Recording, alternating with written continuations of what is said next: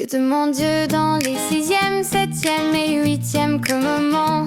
Dans le sixième commandement, il nous demande de ne pas faire de mal ni de haïr notre prochain. Dans le septième, il nous demande de vivre dans la pureté et la fidélité. Dans le huitième, il nous demande de ne pas prendre ce qui appartient à autrui. Que demande Dieu dans les sixième, septième et huitième commandements?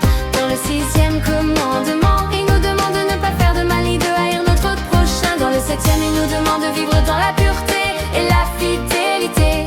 Dans le huitième, il nous demande de ne pas prendre ce qui appartient à autrui. Que demande Dieu dans les sixième, septième et huitième commandements?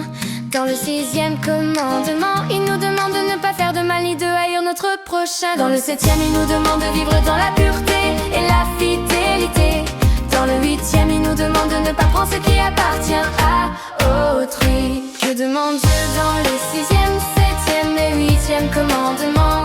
Dans le sixième commandement, il nous demande de ne pas faire de mal ni de haïr notre prochain. Dans le septième, il nous demande de vivre dans la pureté et la fidélité.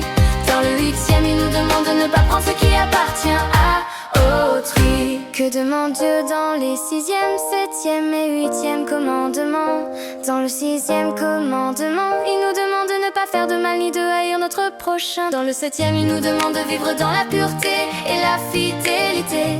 Dans le huitième, il nous demande de ne pas prendre ce qui appartient à autrui. Que demande Dieu dans les sixième, septième et huitième commandements?